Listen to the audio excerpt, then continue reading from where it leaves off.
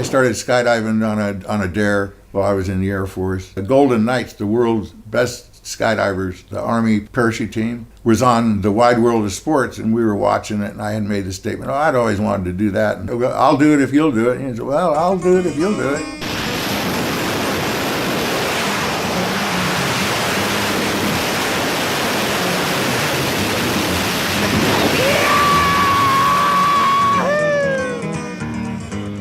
When I jumped out of the airplane the first time, my feet weren't back on the ground before I knew I'm going to do that again. I did it 1,938 times. What you doing, Mo?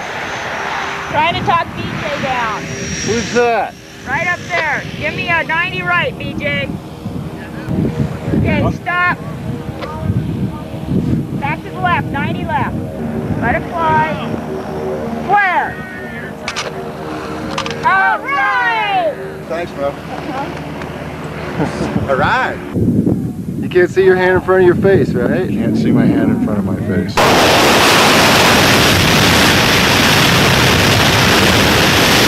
It's hard to describe, but like that first hill in a roller coaster, only you don't get that weird tummy feeling. It's just all of a sudden the bottom drops out, and you're there all by yourself with only you to save you from hitting the ground real hard.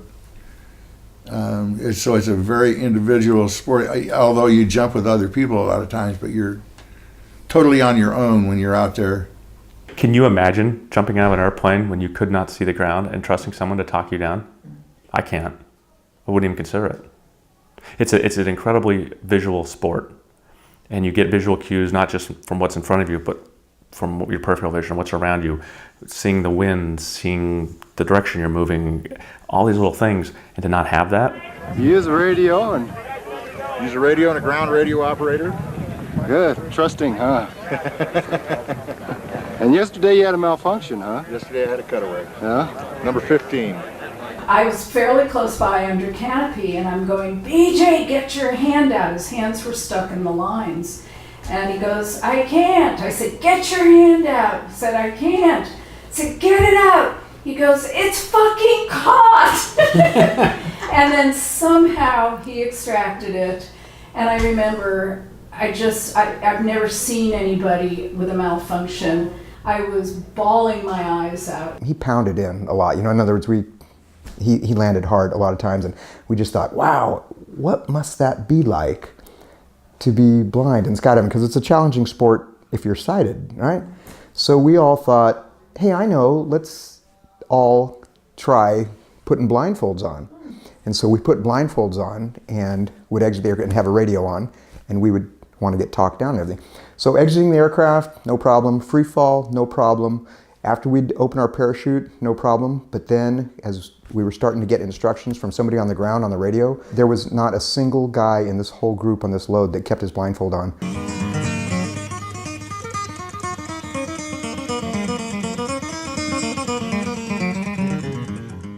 I actually put him into a tree about 30 feet up. And I've always told him, I said, I'll take the blame for the first one, but the second one's on you, Beach, because I didn't want to do it anymore. He grabbed on for dear life. I remember the canopy was inflated behind him, trying to pull him out of the tree a little bit. And it was like all hands on deck to save him. Somebody went and grabbed a tractor and was driving it over there. I climbed the tree as fast as I could. And I got up to him, and he's hanging on this branch. And he says, Mike, he goes, I can't hold on any longer. And I said, John, there's nothing below you for 30 feet but sharp, pointy rocks. And he says, I think I can hold on a bit longer. I don't know if I can do this anymore. I said, this is tough. He's like, TJ, if I can't find anybody to run my radio, I can't skydive. He says, I can't do that. He says, I don't care. If you give me a bad landing once in a while, it's not a problem. The problem is if you quit running my radio. Yeah, and I'm like, that's true. Okay, I'll keep doing it, Beach. Yeah. Yep, we all did. 3, 2, 1!